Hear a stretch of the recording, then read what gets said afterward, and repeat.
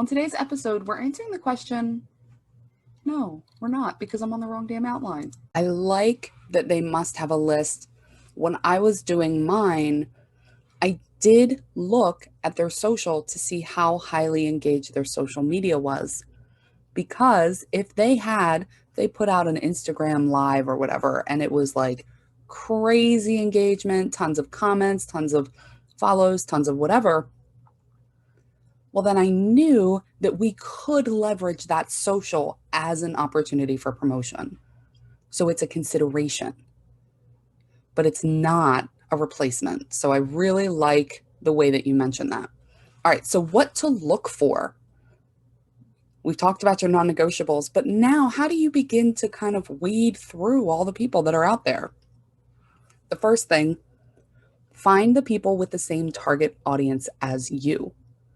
This does not mean that they're competitors. This means they're collaborators, potential collaborators, people who serve the same people as you in a different way, people who solve similar problems that your audience has that may not be the exact one that you solve.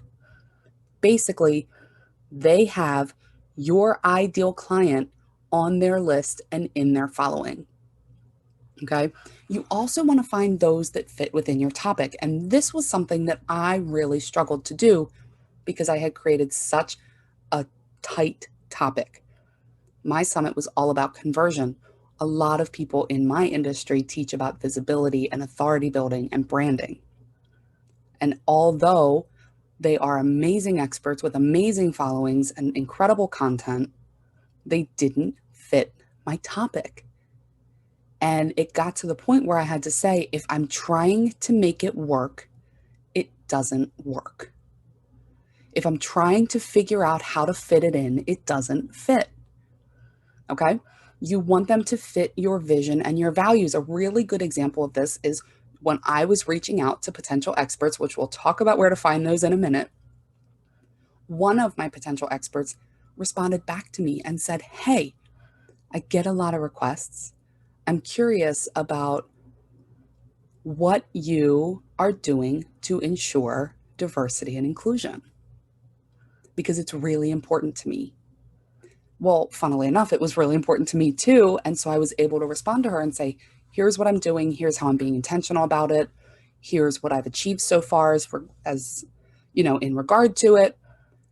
And we had that alignment in our vision and our values. You want that. You want somebody who's going to be with you in that way. You also want to find people who, I mentioned it earlier, have that high engagement. If they have 30 bajillion people in their Facebook group, but they make a post and it gets 4 likes, that is not the kind of engagement you're looking for.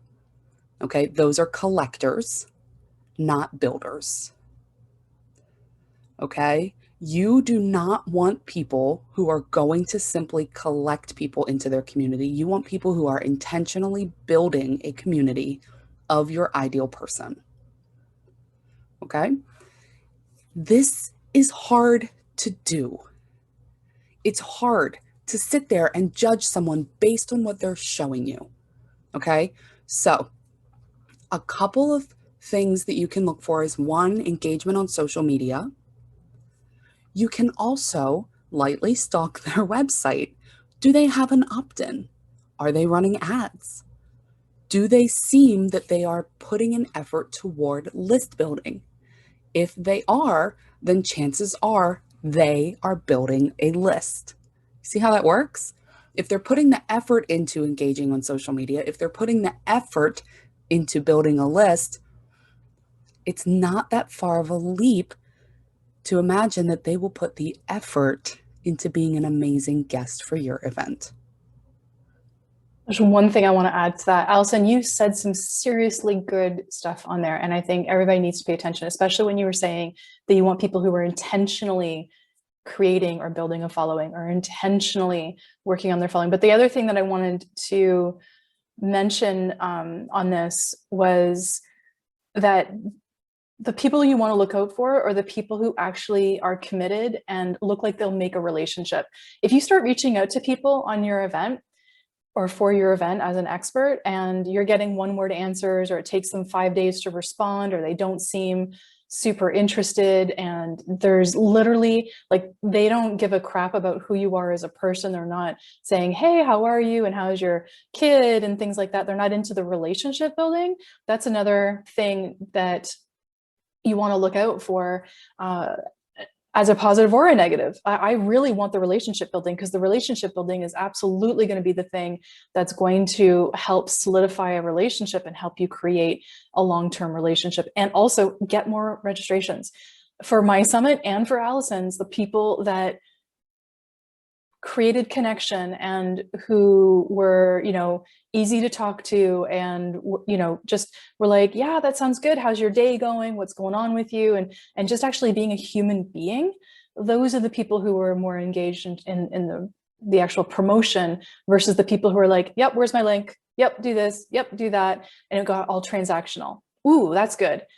Be relationship or be something and not transactional. If I can figure out the right wording, Allison can probably do that, but you know where I'm going with it. I think too, it's important to remember that the value out of hosting a summit is not just in the email list. And I feel like we've done an episode on this. What you get, I think it's in the What a Summit Producer Really Does episode. We'll link to that in the show notes.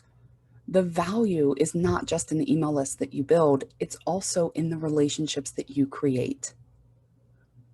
You really want to focus on the people that you want those long-term relationships with, not just so they can refer you clients or be clients themselves, but people who will lift you up, people who will encourage you, people that you're excited to potentially work with in the future, because your network will grow as a result of your event.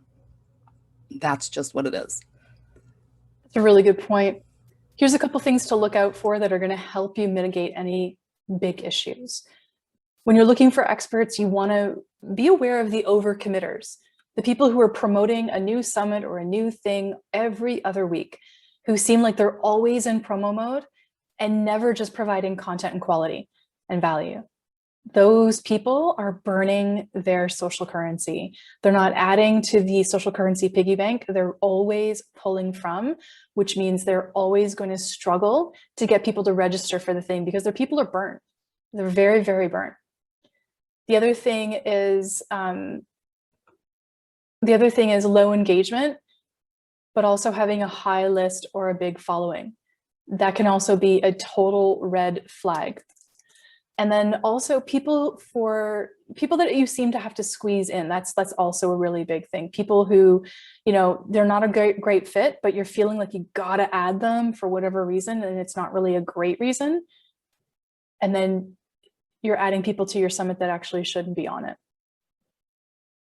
I want to break in really quickly and talk about the overcommitters, or the big list and following. So it's not a secret. I actually did a telesummit back in 2013 before online summits and video summits were a thing. And I had someone that I was so excited to land on my list.